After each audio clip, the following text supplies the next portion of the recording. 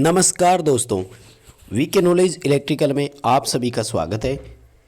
Competition exams के previous paper लेकर एक बार फिर उपस्थित हैं दोस्तों। और ये पेपर यूपीपीसीएल TG2 का है जो अभी रिसेंटली 20 मार्च 2021 में हुआ था। दोस्तों ये सेकंड शिफ्ट का पेपर है। फर्स्ट शिफ्ट का पेपर सॉल्यूशन हम आपको करवा चुके हैं और दोस्तों सेकंड शिफ्ट में भी पार्ट 1 हम इसका सॉल्यूशन करवा चुके हैं। क्योंकि पार्ट फर्स्ट में न्यूमेरिकल्स ज़्यादा थे इसलिए मात्र 17 क्वेश्चन उसमें हुए थे दोस्तों। बचे हुए क्वेश्चन आपको अभी हम आगे करवाएंगे। लेकिन जैसा कि आप सभी जानते हैं ये ऑफिशियल आंसर की है तो इसमें उत्तर हमें साथ में दिए हुए मिलते हैं, लेकिन हम उनको कारण सहित व्याख्या करेंगे, पूरा एक्सप्लेन करेंगे कि ये उत्तर इसका क्यों आया। आपको मैं रीज़न सहित बताऊंगा। कोशिश करेंगे आज न्यूमेरिकल कम है तो ज़्यादा पार्ट सॉल्यूशन हो सके। लास्ट तक सभी प्रश्नों को आप ज़रूर देखना।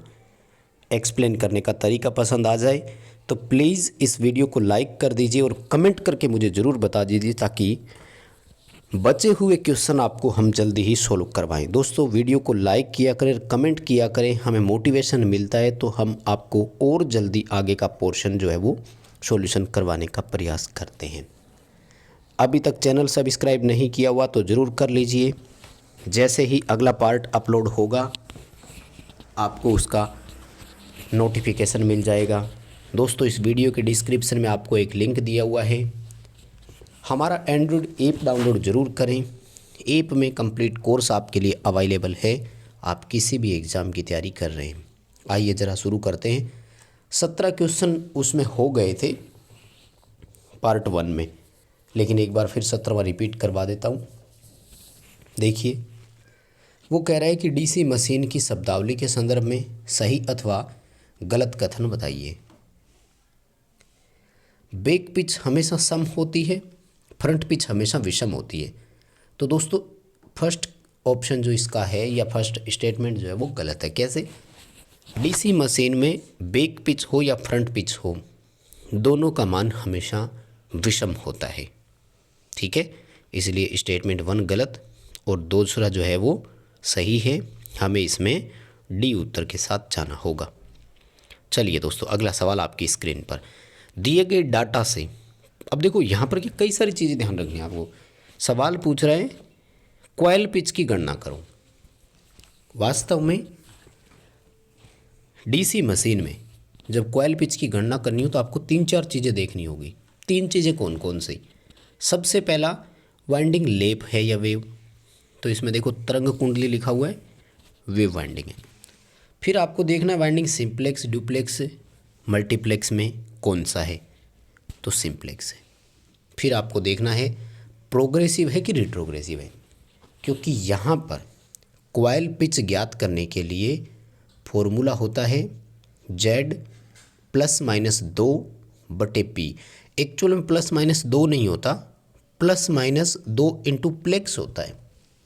जैसे सिंप्लेक्स है तो 2, ड्यूप्लेक्स है तो 4, मल्टीप्लेक्स में जैसे ट्रिप्लेक्स है तो 6 हो जाते हैं यहाँ पर।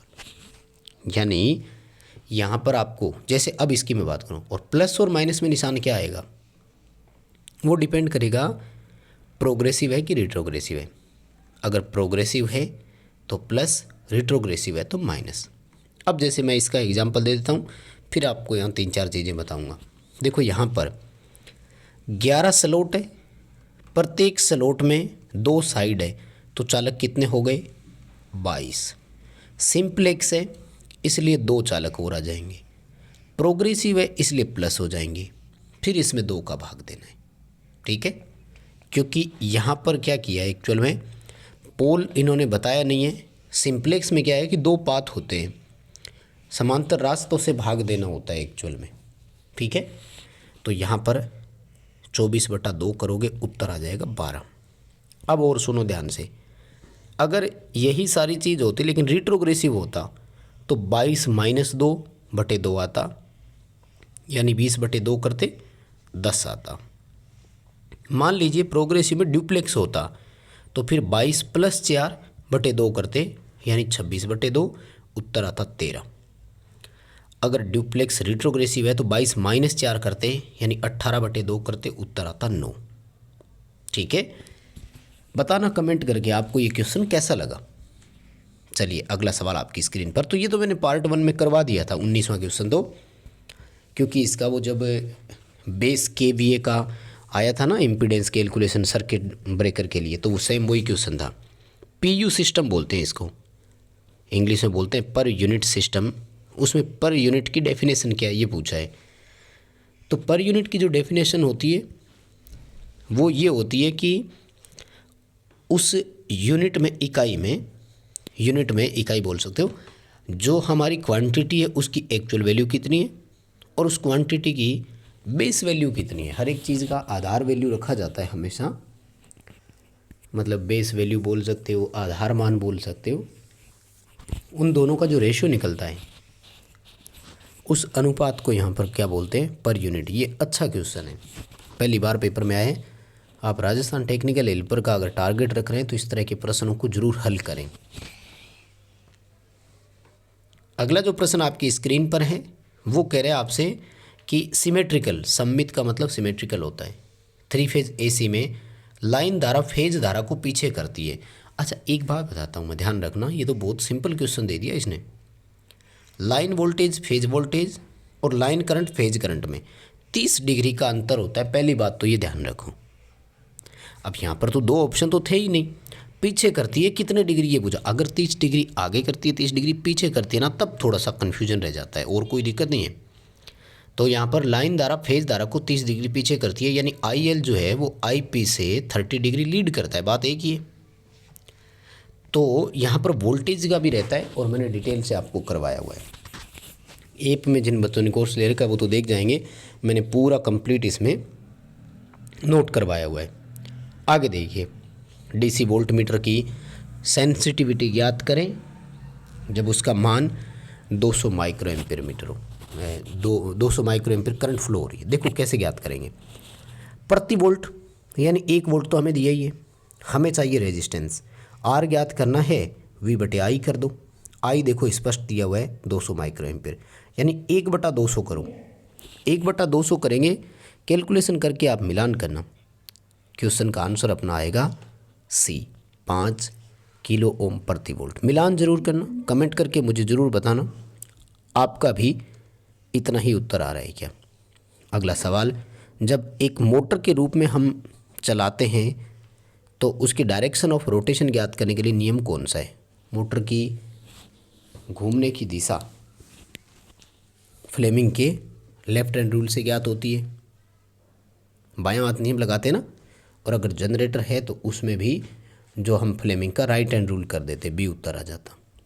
अगला प्रश्न देखिए, काफ़ी अच्छा क्वेश्चन है। ये सवाल कह रहा है कि E मैक्सिमम कोस ओमेगा टी है, फेज एंगल की गणना करो। बहुत सारे बच्चे सोच रहे होंगे 0 आएगा, लेकिन नहीं।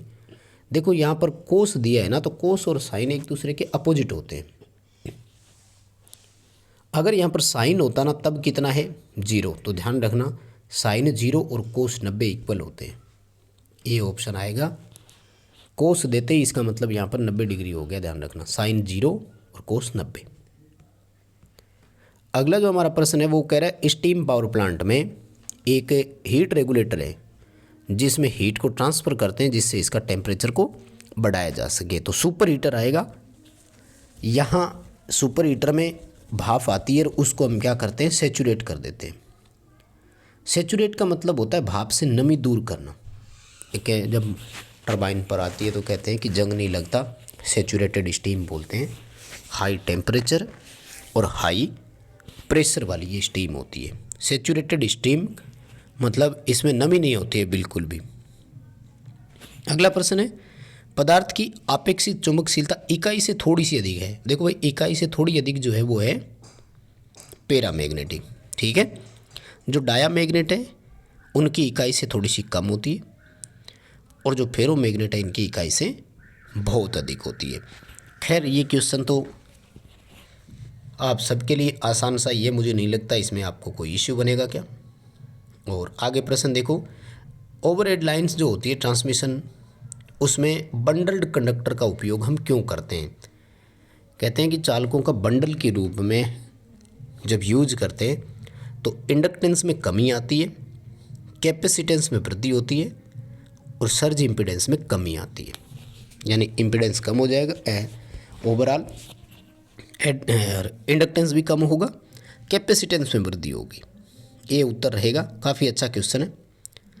अगला प्रश्न है कि अल्टरनेटर ईएमएफ में 7वें हार्मोन्स को हटाने के लिए भिन्नात्मक पिच का मान कितना होना चाहिए। दोस्तों आपसे 20 मिनट मांगूंगा इस प्रश्न के लिए।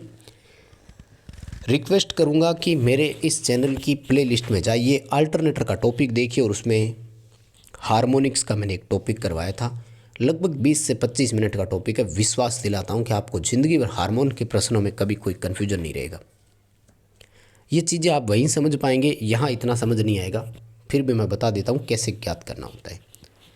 किसी भी हार्मोन को समाप्त करना है 120 डिग्री हार्मोन बटे 360 होता है दोस्तों, ठीक है। अब देखो इसको अगर भाग देते हो तो ये आ गया 3, यानी सीधी सी बात है हार्मोन बटे 3 होता है। अब ये उसी संख्या से कटता है जिसमें नीचे हार्मोन हो और ऊपर 3 के गुणक में संख्या हो, जैसे 3, 6, 9। तो अब यहाँ देखो 6/7 है कि नहीं, यहाँ 3/7 से भी कट जाता, 6/7 से भी कटेगा, 9/7 से भी कटेगा। यानी एक तो ये ध्यान रखो कि नीचे 7 होना ज़रूरी है, ठीक है। हाँ नीचे 14 हो तब भी चलेगा, वो कोई बड़ी बात नहीं है। और दूसरा ऊपर 3 के गुणक में संख्या होनी जरूरी है, नीचे 7 के गुणक में, जिस हार्मोन को हटाना होता है। ये फॉर्मूला होता है देसी सा।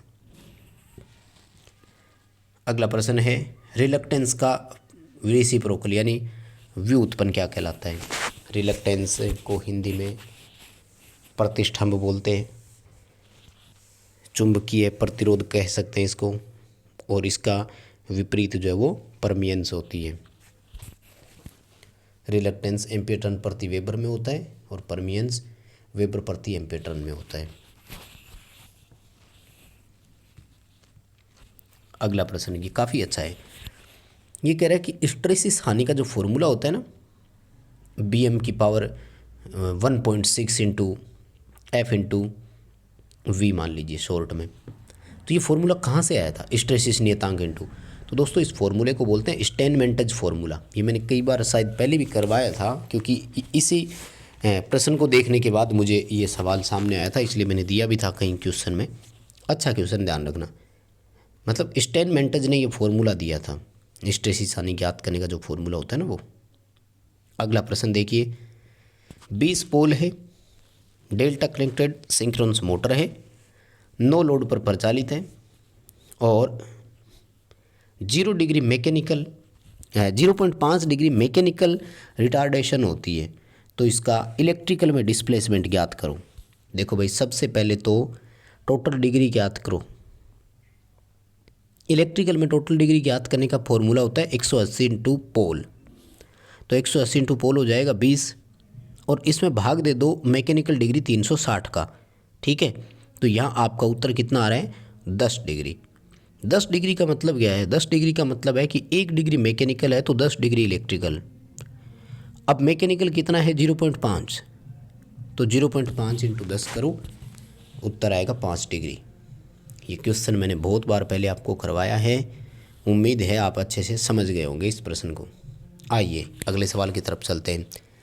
डीसी शंट मोटर पर भार बढ़ाएंगे तो गति में कमी का प्राथमिक कारण क्या है। दोस्तों इस क्वेश्चन में मैं थोड़ा सा सहमत नहीं हूँ इनसे। देखो प्राथमिक कारण का मतलब इन्होंने ये पूछा है कि सबसे पहले क्या होता है। देखो सीधी सी बात है दोस्तों, अगर भार धारा बढ़ेगी तो आर्मेचर करंट भी बढ़ेगी, आर्मेचर करंट बढ़ेगी तो आर्मेचर का वोल्टेज ड्रॉप बढ़ेगा, वोल्टेज ड्रॉप बढ़ेगा तो बैक ईएमएफ घटेगा, राइट। तो इन्होंने बैक ईएमएफ में कमी लिखी है, लेकिन बैक ईएमएफ में कमी सेकेंडरी कारण हुआ, प्राइमरी कारण तो आर्मेचर करंट में वृद्धि हुआ ना भाई। शंट मोटर के लिए आर्मेचर धारा का फॉर्मूला क्या होता है, load current minus shunt field current. अब शंट फील्ड करंट तो फिक्स है ना, अगर लोड करंट बढ़ेगी तो आर्मेचर करंट बढ़ गई ना। तो सबसे पहले आर्मेचर करंट में वृद्धि हुई, बैक ईएमएफ में कमी तो बाद में आई होगी ना। कैसे, बैक ईएमएफ बराबर V minus IA into RA होता है, ठीक। टर्मिनल वोल्टेज में से आर्मेचर का ड्रॉप निकाल दो, बाकी बैक ईएमएफ होता है। तो आर्मेचर का ड्रॉप बढ़ा कब, जब आर्मेचर की करंट बढ़ी, तब बैक ईएमएफ में कमी आई थी ना। इसका A और सी दोनों उत्तर सही है। अगला प्रश्न आपकी स्क्रीन पर, 8 पोल लैप पाउंड डीसी मशीन में 960 आर्मेचर चालक है और 80% पोल जो है वो पोल पिच को कवर करता है। अब आपको कंपनसेटिंग चालकों की स्थापना करनी है। देखो, कंपनसेटिंग वाइंडिंग क्या करती है? रिएक्टिव वोल्टेज पैदा करती है, या यूं कहें कि विचुंबन प्रभाव को ख़त्म करती है। विचुंबन प्रभाव कहाँ से आएगा? जितना पोल पिच आपका कवर नहीं हो पाया, 80% कवर हुआ मतलब 20% कवर नहीं हुआ। क्या करना है आपको? 960 चालक है, इनके 20% चालक यूज नहीं हुए, उनका फ्लक्स जो है वो अपोजिशन में चला गया। हमें उतने ही चालकों की संख्या लगानी होगी, ठीक है ना। तो 960 के 20% चालक निकाल दो आप, ठीक है ना। आपका जो उत्तर आएगा, और इसमें पोल की संख्या का भाग दे देंगे हम, ठीक है। 8 पोल है तो पोल की संख्या का भाग देंगे तो ये आएगा 24 चालक। यानी हमें एक वाइंडिंग में कवर अप करने के लिए 24 चालक लगाने पड़ेंगे। तो इसके 12 चालक इस पोल में आ जाएंगे, 12 चालक इस पोल में आ जाएंगे। बी उत्तर होगा 12 चालक प्रति पोल उत्तर रहेगा। अगला प्रश्न, सिंक्रोनस मोटर के बारे में सही गलत बताइए। सिंक्रोनस मोटर सेल्फ स्टार्ट नहीं होती है, बिल्कुल सही बात है। Auxiliary winding starting is preferred over damper winding, sorry auxiliary motor starting, तो ये गलत स्टेटमेंट है। क्या कह रहा है? ये कह रहा है कि डैम्पर वाइंडिंग से स्टार्ट करने की अपेक्षा हम उसको पोनी मोटर या किसी डीसी मोटर से स्टार्ट करना पसंद करते हैं। नहीं, सिंक्रोनस मोटर में डैम्पर वाइंडिंग का उपयोग करके उसको सेल्फ स्टार्ट बनाने वाली विधि ज़्यादा अपनाई जाती है, ठीक है। तो स्टेटमेंट 1 सही है, लेकिन 2 जो है वो गलत है, ठीक है। 1 सही है और 2 गलत है। अगला प्रश्न, सिंक्रोनस मशीन में जो वाइंडिंग होती है वो किसकी होती है? तो वाइंडिंग तो कॉपर चालकों की होगी ना। वाइंडिंग तांबे के तार की ही बनी होती है, इसमें कोई प्रॉब्लम नहीं होगी। आगे देखो, हाफ वेव रेक्टिफायर और ब्रिज रेक्टिफायर में क्या चीज़ समान होती है? तो दोस्तों वो है डायोड का पीआईवी। पीक इनवर्स वोल्टेज जो है वो हाफ वेव और ब्रिज दोनों में बराबर होता है और वो मैक्सिमम वोल्टेज के बराबर होता है, जबकि दक्षता दोनों की अलग अलग है। हाफ वेव की 40, ब्रिज के लगभग 81%। डायोड की संख्या हाफ वेव में 1, ब्रिज में 4। आउटपुट फ्रिक्वेंसी हाफ वेव की बराबर, जबकि ब्रिज रेक्टिफायर की दोगुनी होती है। अगला प्रश्न है कि आरएलसी परिपथ की वर्ण क्षमता को सिलेक्टिविटी फैक्टर बोलते हैं इसको, और ये बैंड विड्थ रेजोनेंस फ्रिक्वेंसी से डिफाइन होता है।